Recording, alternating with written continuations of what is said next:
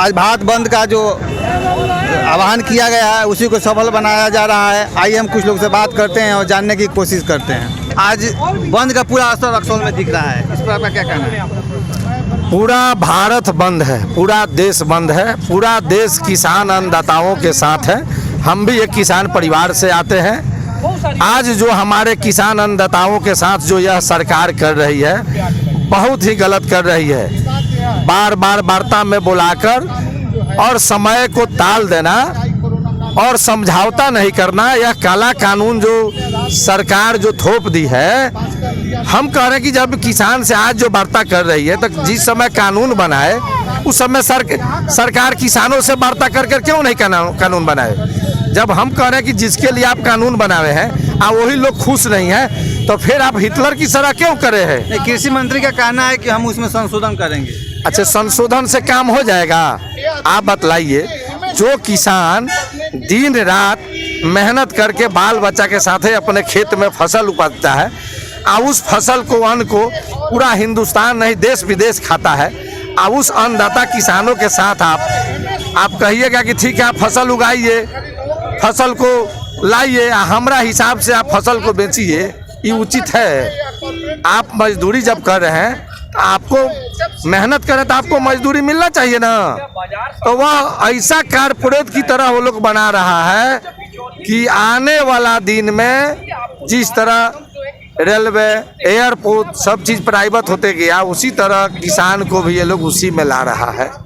आज धान का सरकारी रेट क्या है? 1868 रुपये। भी कैसे रहा किसान से पूछिए, सारा किसान लोग है 1150, 1235, 40। और यह जब किसान के हाथ से चला जाएगा बड़े बड़े व्यापारियों के तो वह धान हो जाएगा आपको 2000, 2500। किसान ये सरकार आई है जो किसानों को हम दोबड़ी आय करेंगे, दोबड़ी आमदनी करेंगे। आज किसान 12 दिन से बाल बच्चा के साथ सड़कों पर एकदम सरकार से आग्रह कर रहा है, मांग कर रहा है। आज पूरा देश सरकार के खिलाफ में है, तभी सरकार कोई चीज नहीं बुझा रहा है। मैं साधारण से आपको उदाहरण दे रहा हूँ। कोरोना काल में मास्क के नाम पर, हेलमेट के नाम पर हमारे गरीब भाइयों को मास्क के नाम पर फाइन 1000, 2000, हेलमेट के नाम पर, कागज के नाम पर। कोई दवा किनने अगर जा रहा है, अगर संजोग से कागज नहीं लिया तो उसका फाइन, मास्क नहीं पहना तो उसका फाइन। क्या सरकार इसी के लिए है? सरकार कोई भी कानून बनाता है तो आम जनता के भलाई के लिए, ताकि उसको तंग करने के लिए। आज इस कोरोना काल में 2-2 रुपया के लिए लोग तरस रहे हैं। 2000, 4000, 5000, 20,000 लोग फाइन दिए हैं। सरकार निर्दयी हो गई है। यह डबल इंजन की सरकार वह ईवीएम के गड़बड़ी से अपना चुनाव जी जा रही है और सरकार आम जनता के ऊपर ही जान लीजिए अंग्रेज से ज़्यादा वह जुल्म कर रही है। लोगों अब आम जनता समझ चुका है कि यह सरकार सिर्फ वोट लेने की हाल जानती है, वादा करती है, वादा नहीं निभाती है। अभी विगत चुनाव में क्या कहा गया था कि हमारे जितने भी गरीब मजदूर किसान है उनके ऊपर जो लोन है उसको माफ़ किया जाए। लोन तो कहाँ गया अभी उसका जो फसल है, उसका जो धान है, जो खरीद है उसी में नहीं खरीद पा रही है। बहुत ही जान लीजिए यह सरकार आम जनता के साथ है, बहुत धोखाबाजी कर रही है, हिटलर की तरह यह कर रही है। मैं प्रतिदिन देखता हूँ, सोचता हूँ, हॉस्पिटल के नाम पर स्कूल शिक्षा तो चौपट हो गया बिहार में। आज बहुत लगन है, जान लीजिए शादी ब्याह है, लेकिन मजबूरी में हम लोगों को जागरूक करना है, इसीलिए हम लोग आज इस सड़क पर बैठे। इस सड़क का क्या हाल है देखिए तो, डबल इंजन की सरकार में। आज बगल में नेपाल है। मैं मुद्दा से अलग हट के बात करना चाहता हूँ। मुद्दा से अलग हट कर हम भी एक बात करना चाहेंगे। अवकाही थाना के पास प्रशासन के नाक के नीचे आज 1.5 लाख रुपया लूट लिया गया। प्रतिदिन हो रहा है हमारे रक्सौल में, प्रतिदिन कहीं ना कहीं चोरी डकैती हो रहा है। यह सरकार से मैं पूछना चाहता हूँ, यहाँ के एमपी विधायक से पूछना चाहता हूँ कि आज नेपाल के खुला लोग आ रहा है, गाड़ी आ रही है, हमारे यहाँ से लोग जा रहे हैं तो लाठी डंडा मार खा रहे हैं। क्या कर रहे हैं? आपकी सरकार है दोनों जगह। आप एमपी विधायक काहे के लिए हैं? हमारे लोगों के साथ जो जोर जुल्म हो रहा है आप घर में बैठने के लिए है। रक्सौल गलत हो या सही हो, आप भर बक्सा आप वोट लिए हैं तो वो लोग का हिफाजत करिए। लोगों के घर में चोरी डकैती हो रही है, हैं? कानून का राज खत्म हो गया है, जान लीजिए। कानून का डर नहीं है कहीं। जितने भी पदाधिकारी हैं वो अपना दिन गिनते हैं, बुझते हैं कि ऐसा कमजोर प्रतिनिधि एमपी विधायक हैं कि पदाधिकारी क्या करेंगे। जब राजा ही जान लीजिए कि भ्रष्ट हो जाएगा तो उसके जितने भी कर्मचारी हैं वो क्या करेंगे, उगाही में रहते हैं। क्या जब से नरेंद्र मोदी आए हैं कोई भी कानून लाते हैं तो हंगामा होता है और विपक्ष आंदोलन करता है, आखिर क्यों? CAA या 370 या जो भी है, राम मंदिर आया हो, जब भी नरेंद्र मोदी जो कोई नया कानून लाते हैं तो बगैर हंगामा का नहीं हो पाता। सबसे पहले तो 2014 की सरकार जो आई, 2014 के बाद नरेंद्र मोदी जी प्रधानमंत्री बने। 2014 के पहले वो मुख्यमंत्री थे गुजरात के।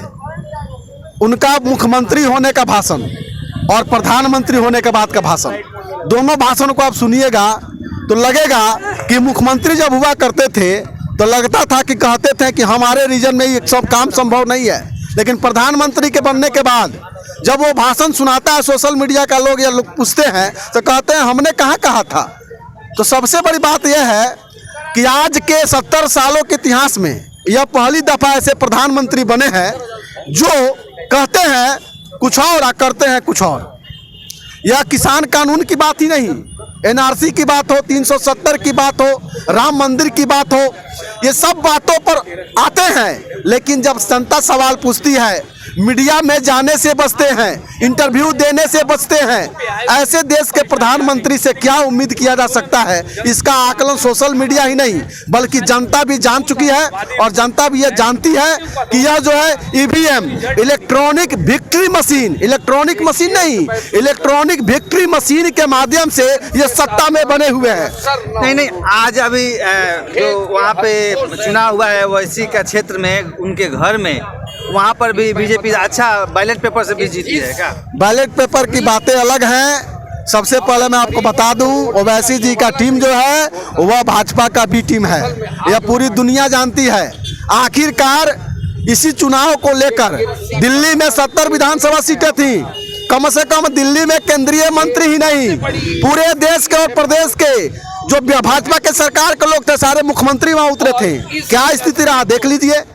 वहां पर पहले से मैनेज करके यह काम किया गया, लोगों के मैसेज में जाए कि ओवैसी का जो गृह क्षेत्र है वहां भाजपा अपनी बढ़त को बना रही है। सेटिंग था, स्वाभाविक है। आज जो है मध्य प्रदेश में बहुमत आता है, छत्तीसगढ़ में बहुमत आता है, राजस्थान में बहुमत आता है और वहां सरकार हाउस रीडिंग करके विधायकों को खरीद कर वहां सरकार को बना रही है। जनता नहीं जानती है। उन लोगों का कहना है जब हम कानून किसान विरोधी या जनता विरोधी बनाते हैं तो पब्लिक हमको क्यों चुनती है?